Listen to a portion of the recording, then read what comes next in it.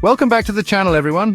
You know how much I love efficiency in architectural design. That's why I'm so excited to kick off this brand new series on creating Revit templates. A well-crafted template is like having a pre-game routine that sets you up for success every single time. Over the next few videos, we'll dive deep into the process, breaking down each step into manageable chunks. From identifying your project needs to establishing rock-solid standards, we'll cover it all. And the best part, this series is designed for everyone, whether you're a seasoned pro or just starting out with Revit. So grab your coffee, get comfortable, and let's get this template party started. All right, before we jump into the nitty-gritty of Revit settings, we need to take a step back and define our scope. Think of your template as a tailored suit. It should fit your specific needs perfectly. Are you primarily working on residential projects with a focus on single-family homes or apartments? Or maybe your wheelhouse is in the commercial realm, designing office buildings or retail spaces. Perhaps your work is more specialized, like industrial facilities or healthcare centers. Clearly defining the types of projects your templates will support from the get-go is crucial. This might seem obvious, but trust me, it's tempting to try and create a one-size-fits-all template. Resist that urge. A focused template will be much leaner, cleaner, and ultimately more efficient in the long run. Now that we're clear on the types of projects we're designing, let's talk about consistency. Imagine receiving drawings from a consultant where the line weights are all over the place, the dimensions are in a jumbled mess, and the text is barely legible. Not a good look, right? That's why establishing clear project standards is paramount. We're talking about everything from line weights and text styles to dimension settings and material definitions. Having a predetermined set of rules ensures that every project you work on has a consistent and professional appearance. This not only streamlines your workflow, but also makes it easier for collaborators to understand and work with your drawings. Remember, a cohesive visual language is key to clear communication in the world of design. We're building a Revit template, not reinventing the wheel. Chances are your firm already has established standards and best practices documented somewhere. This is where gathering your reference documents comes in. Think CAD standards, BIM execution plans, company-specific style guides, and any other relevant documentation. These documents are gold mines of information that will shape your template.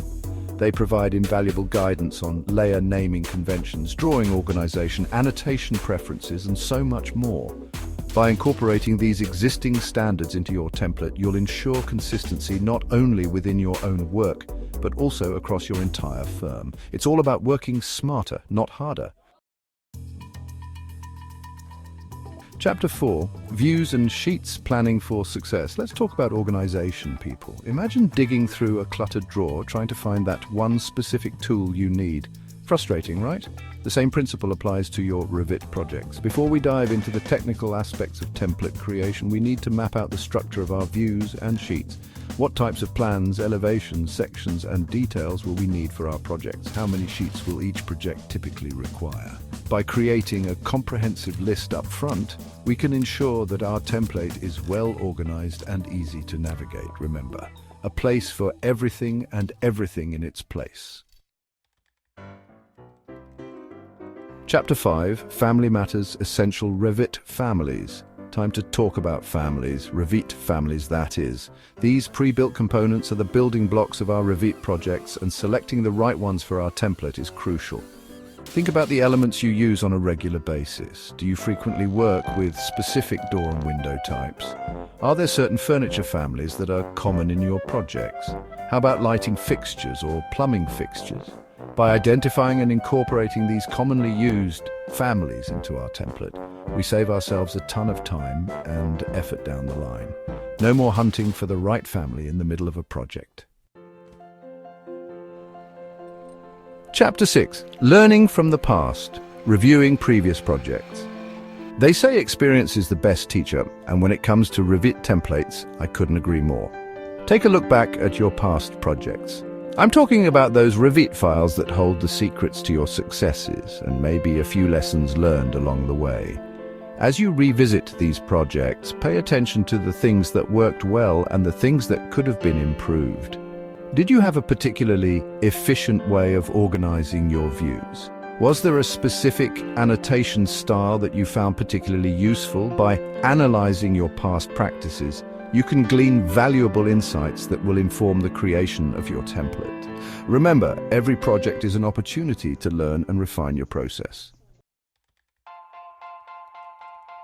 Chapter 7. The art of naming views, sheets, and files. Ever worked on a project where the file names were a jumbled mess of numbers, abbreviations, and random characters? It's like trying to decipher a secret code. That's why establishing a clear and consistent naming convention for your views, sheets, and files is essential. Think of it as creating a filing system for your digital assets. A well-defined naming convention makes it easy to find what you need when you need it. It also promotes consistency across projects and makes collaboration a breeze. Trust me, your future self will thank you. Chapter 8. Project milestones mapping your path. Just like a roadmap guides us on a journey, defining project phases and milestones helps us navigate the design process with clarity and purpose. From schematic design to design development and from construction documentation to project closeout, each phase represents a significant stage in the life of our project. By clearly outlining these milestones within our template, we establish a framework for tracking progress, managing deadlines, and ensuring that everyone is on the same page. This is especially crucial when working on large and complex projects with multiple stakeholders. Chapter 9. Design disciplines, building a collaborative foundation. Architectural design is rarely a solo endeavor. We collaborate with structural engineers, MEP engineers, landscape architects, and a whole host of other disciplines. When creating our Revit template, it's crucial to consider the needs of these collaborators. Will our template primarily focus on architectural elements, or will it also incorporate structural and MEP components? Determining the level of detail and the specific disciplines included in our template will depend on the nature of our projects and the way we collaborate with our consultants. Chapter 10. Template storage and access, a place for everything.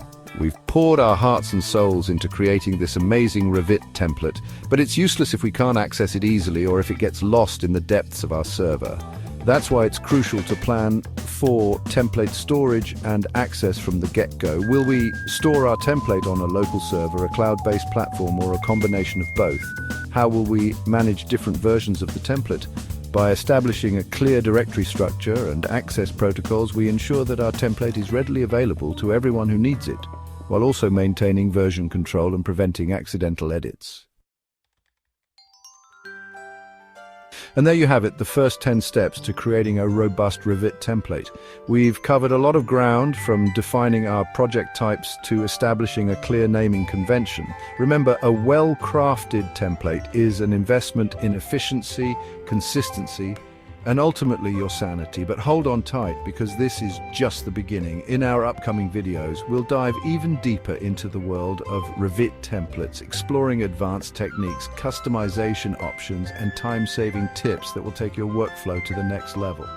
So don't forget to like, subscribe, and hit that notification bell so you don't miss out on the next installment of our Revit template adventure. Keep designing, keep learning, and I'll see you in the next video.